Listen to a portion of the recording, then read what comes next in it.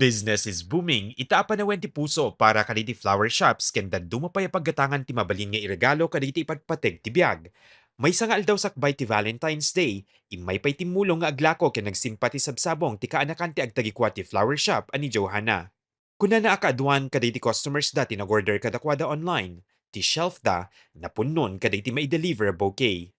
No, kasi nga dati okasyon, dati difference na ijay regular days nga mas patok ti bouquet. No kasi nga Valentine's Day.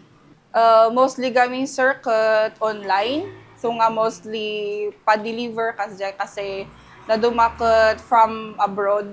I-sendan da dagizay loved ones na dito ko. Ayan tayo. Kaaduan kadagiti lako daket fresh flowers manipud pay J. Benguet, ngem addadamet digiti naggapupay ti sa Balya Pagilian. Gapumintaas ti dagiti may sa apagadalan ti pwesto da Johanna, adu kaditi walk-in customers dati estudyante. Mostly nagapudzay Benguet.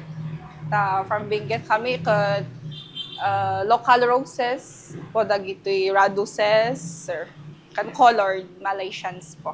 Kat syempre sidag tayo T-school, front of school tayo so nga kala mostly kat obing.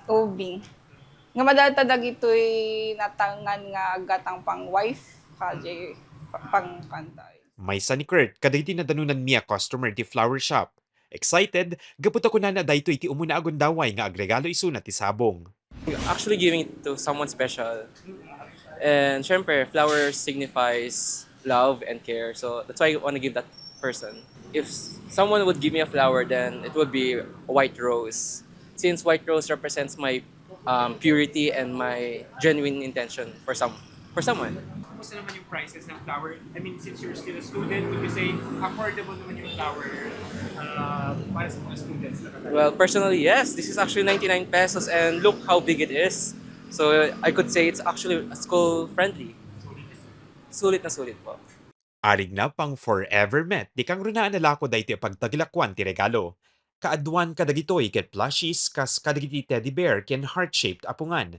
Adamit artificial flowers ken bouquet at chocolates ti linaon na. Apart from flowers, sabsabala lang din po if that like teddy bears because of course it's soft and then pwede mahahag, especially for those who plan to give it na ag-resemble for their presents like that, and also balloons. Payat nga ka i-partner ti flowers like that. Mostly lalaki talaga agad. Pati babae, gift man kadagiti boyfriends na or kadagiti loved ones na. Of course, not just lalaki di pwede agited, especially if ag-convey ka ti love, it's very inclusive and it shouldn't be limited sa gender. We are always, everyone is free to show their love. Kabayatan na nagpalagip met ti Department of Health ti importansya ti safe sex practices. Impaganat-get da saan na makaanay ti panagtaleklaeng, ngem ket di masapul pa iti proteksyon kas ti panagusar ti kondom, tapnon mayadayo kaditi makaakara sakit kas HIV.